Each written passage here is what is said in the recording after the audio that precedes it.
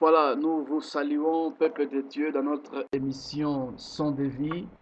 Aujourd'hui, nous allons traiter un thème important, comme tous les autres, bien entendu. Nous allons parler de 5 rôles des ministères d'autorité dans l'Église. C'est le même message que nous venions de parler en allemand. Nous voulons, par la mesure du possible, essayer rapidement de traduire en français et puis en anglais, selon que Dieu nous le permettra. La Bible dit que Jésus-Christ est tout en tous. Alors, il est lui-même pasteur, apôtre, prophète, évangéliste, docteur et prophète. Nous allons le prouver scripturairement. Nous vous invitons à nous suivre dans les Écritures, dans les livres d'Éphésiens. Éphésiens, gloire à Jésus. Éphésiens chapitre 4, nous allons directement changer de langue. Éphésiens chapitre 4, nous utilisons la version courante du semeur. Éphésiens 4, 11 à 12. Gloire à l'Éternel. C'est lui qui a fait don de certains comme apôtres, comme prophètes, d'autres comme évangélistes, comme pasteurs, enseignants. Il a fait don à ces hommes pour ceux qui appartiennent à Dieu soient rendus aptes à accomplir leur service en vue de la construction du corps de Christ.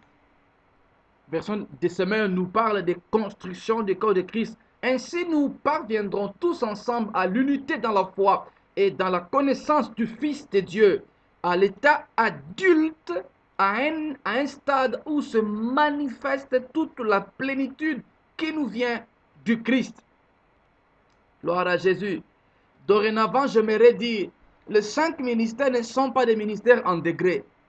Donc, cela ne veut pas dire, lundi, tu es pasteur, comme tu as maintenant beaucoup de barbe, demain, tu deviens apôtre. Et si... non, non, non, non, ce n'est pas ça. Non.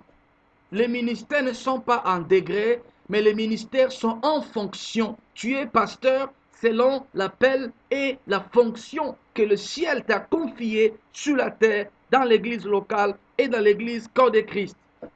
Nous devons voir dans quelle mesure nous aider mutuellement de savoir qu'un pasteur n'est pas un évangéliste, non.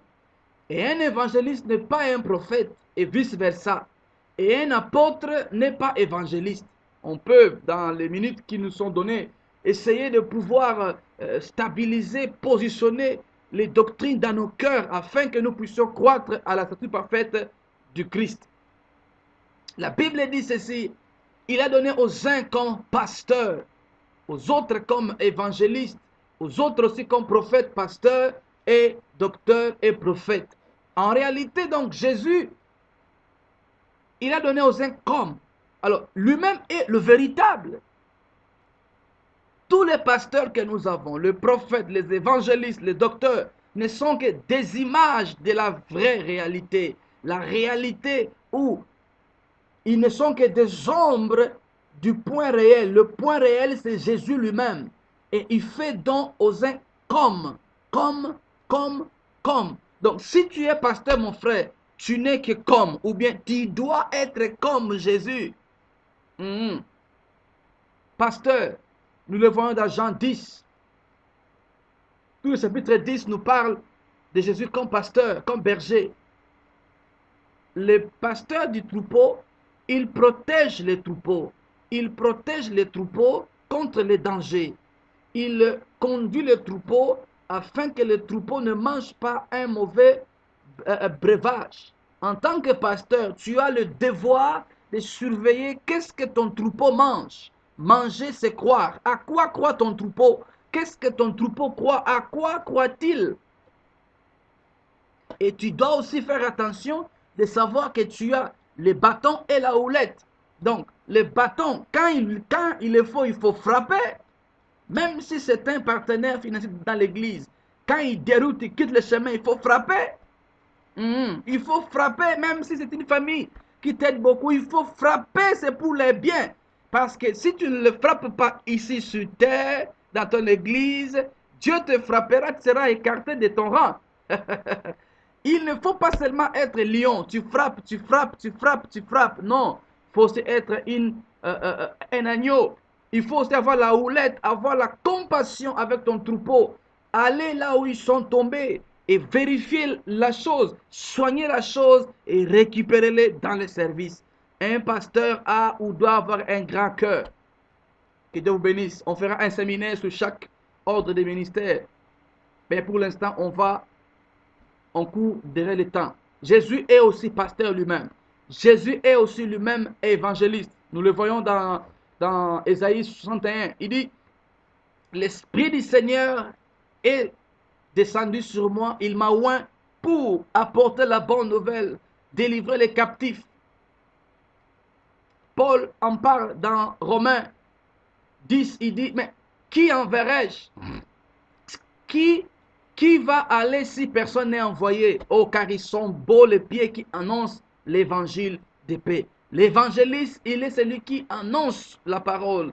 Il annonce la parole de Dieu. Il annonce le message de Dieu. Il va vers les païens, les inconvertis. Il va vers la forêt. Il coupe les arbres et il amène afin de construire la maison. Et le pasteur, lui, il reste dans la maison. C'est pourquoi Dieu oint les évangélistes différemment afin de démontrer la puissance. Paul explique, il dit, le mystère de la croix, ce n'est pas le parler, mais c'est la démonstration de puissance. C'est pourquoi nous devons aspirer aussi à la démonstration de puissance. Ce n'est pas seulement être éloquent, mais c'est aussi gagner du terrain dans le monde spirituel. Les démons ont dit, nous connaissons Jésus. Paul, nous connaissons, et vous, qui êtes-vous? Cette connaissance-là, ce n'est pas que nous connaissons que Paul parle bien, ce n'est pas que Jésus, personne ne prêche comme lui, non. Nous connaissons leur autorité, nous connaissons notre soumission à eux, car s'ils nous chassent, nous sortons, parce qu'il n'y a rien de nous en eux.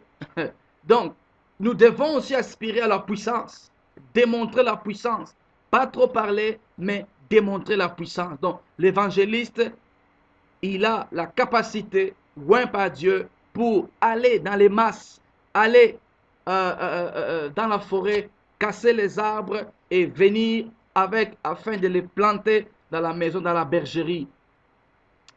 Le prophète, non, pardon, le docteur. Jésus est lui-même aussi un enseignant.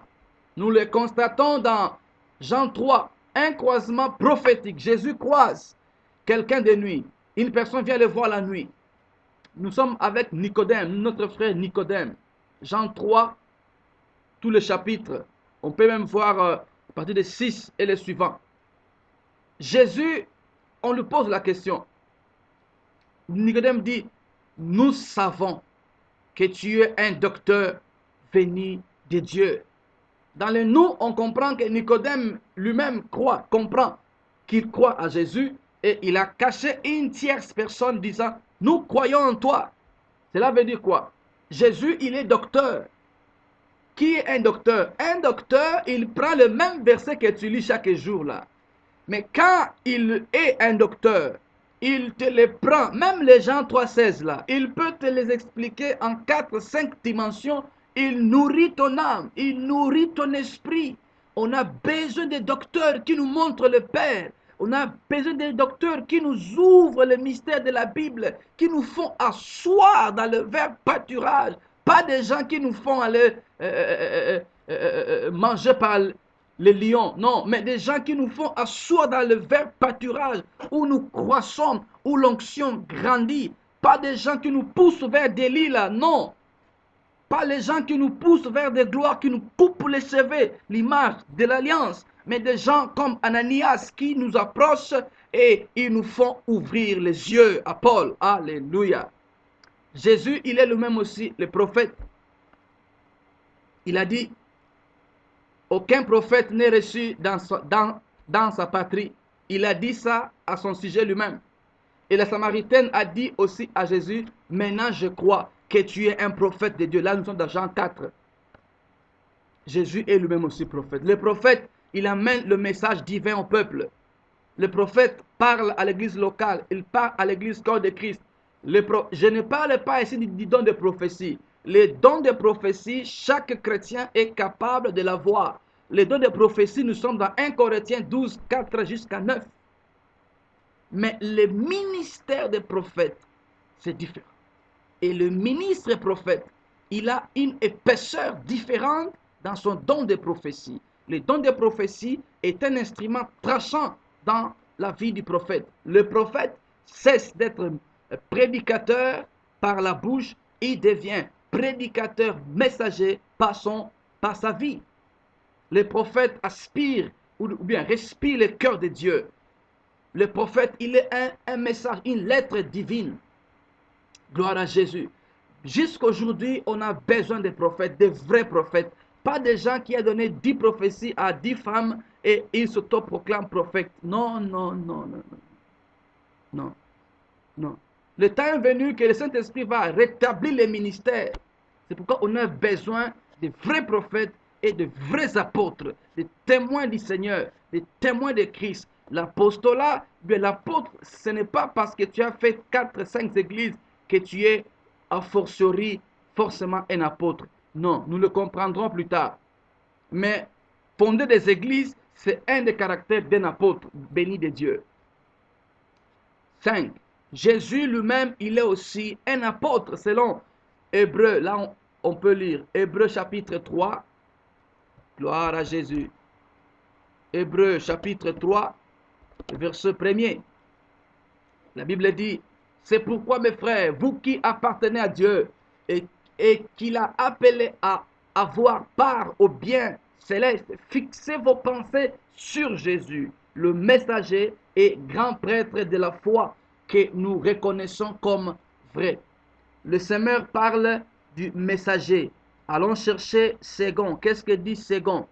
Voilà, le second nous dit ceci. Ainsi donc, frères et sœurs saints, vous qui avez part à l'appel céleste, portez vos pensées sur l'apôtre et le grand prêtre de la foi que nous professons, Jésus-Christ. Gloire à Jésus. Le Seigneur parle du messager comme Jésus. Le second parle de l'apôtre. Jésus-Christ, il est aussi apôtre. Alors, si Jésus est aussi apôtre, donc l'envoyé de Dieu, le messager de Dieu, pourquoi surtout ici en Europe, parmi les églises des Blancs, il n'y a pas des apôtres? Il y a des théories qui tombent sur nos oreilles, ou bien des livres qui disent non, voilà, les apôtres ne sont que ceux qui étaient avec Jésus dans son vivant, et depuis là, il n'y a plus d'apôtres. Mais ce n'est pas biblique, cette théorie. Jusqu'aujourd'hui, le Saint-Esprit appelle les apôtres. Acte 13 n'est pas encore fini. Le problème est que nous avons des structures ici, des structures qui bloquent l'Esprit de Dieu d'agir. Non, notre église est encore trop petite pour qu'on ait un apôtre parce que tout est conditionné au salaire, tout est conditionné au système de paye pour engager un pasteur. C'est bien, mais on ne peut pas bloquer le Saint-Esprit. On ne met pas Dieu dans une boîte de conserve. Si Dieu a dit, mettez-moi à part X et Y, mettons-les à part. Si Dieu t'a révélé que le frère X est un apôtre, pourquoi tu doutes? Si Dieu a révélé que la sœur X est une évangéliste, pourquoi nous doutons? Aujourd'hui, tellement que le système légal, le système formel n'est plus utilisé, maintenant les gens commencent à devenir des brigands. Il a l'onction, il est appelé, mais puisque son église locale ne le reconnaît pas, il accepte les propositions d'Ismaël au lieu d'attendre d'être Isaac. Non, le temps du rétablissement est arrivé. Nous qui conduisons, vous qui avez les églises, reconnaissez ceux qui sont appelés, laissez-les partir, vous les joignez et ils partent. Personne ne prendra ta place. Pourquoi il y a un conflit de leadership? C'est parce que quelqu'un n'est pas à sa place.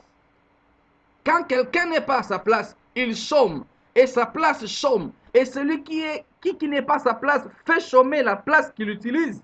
Et la place vide chôme aussi. Le royaume de Dieu n'est pas un royaume de chômeurs. Il faut que Paul soit à sa place. Il faut que Pierre soit à sa place. Il faut que Barnabas soit à sa place. Il faut que Timothée soit à sa place. C'est pourquoi Jésus, il est lui-même apôtre, pasteur, évangéliste et prophète.